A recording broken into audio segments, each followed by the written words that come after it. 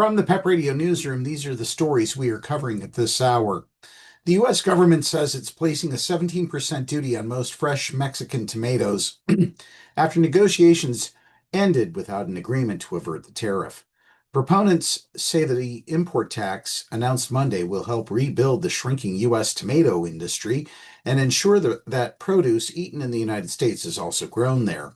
Mexico currently supplies around 70% of U.S. tomato market, up from 30% 2 decades ago, according to the Florida Tomato Exchange. Opponents, including U.S. companies that grow tomatoes in Mexico, say the tariff will make fresh tomatoes more expensive for U.S. buyers. In other stupid decisions from the Trump regime, the Trump administration has made it harder for people, local and state governments to find critical climate change reports. NASA announced Monday it would not host the National Climate Assessments, reversing earlier plans. These reports detail climate impacts across the United States and were previously available on government websites that went offline earlier this month. The 2023 report highlights how climate change threatens health, security, and livelihoods, with marginalized communities facing disproportionate risks. NASA said it has no legal obligation to host the data. Critics, including scientists, accuse the administration of trying to bury vital information. And now this news from the U.S. Senate. Republican Senator Lindsey Graham and Democratic Senator Dick Blumenthal are reacting enthusiastically to Trump's warning of severe tariffs on Russia unless a peace deal is reached within 50 days to end the Ukraine war. The two senators have a bill that would impose secondary tariffs and sanctions on countries doing business with Russia. Graham told reporters that when it comes to Russia, the rhetoric that Trump is using publicly and privately has definitely changed. Between the weapons flowing and sanctions and tariffs on the table, I think we can say today was a game changer that we've been waiting on and hoping for, Graham said.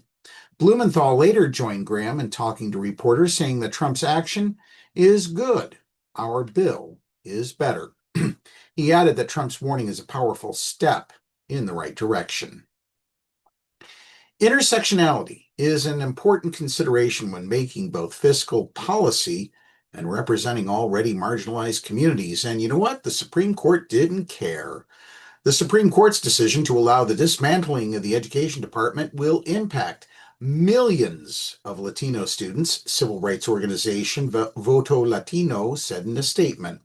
Calling the department a generational lifeline for Latino families, the statement said the department guarantees access to financial aid, protects the rights of students with disabilities, and enforces civil rights. Without it, over 18 million Latino students stand to lose more than just support. They lose their chance to thrive, Voto Latino said. The statement went on to say the question is not bureaucracy, but whether Latino families get to dream, achieve, and belong in this country. That is especially true in states like California, Texas, and Florida, where Latino students make up over half of the K-12 population, Voto Latino said. And finally, a broken promise to release more information about the Jeffrey Epstein case has sparked outrage among some of Trump's loyal supporters. Conservatives, led by key figures in the Make America Great Again movement, have pressed unsubstantiated claims that Epstein was murdered and that deep state actors in the government are hiding lists of his clients, videos of his crimes being committed, and other evidence. Trump himself has highlighted conspiracy theories related to Epstein. But Trump lately has tried to change the subject. The Department of Justice last week said Epstein, who was facing charges of sex trafficking, did not leave behind a client list. Tell that to Ghislaine Maxwell up in Maine, I believe it is. Maine or New Hampshire. Just let her know. It's a huge retreat from what Attorney General Pam Bondi and others had previously claimed, and it prompted anger and more suspicion and conspiracy theories from the MAGA faithful. Figures like commentator Tucker Carlson, activist Laura Loomer, and Trump's former advisor Steve Bannon claim the government's handling of the case shows a lack of transparency. That's the news for this hour. If you are watching our news videos on YouTube, please subscribe to our channel.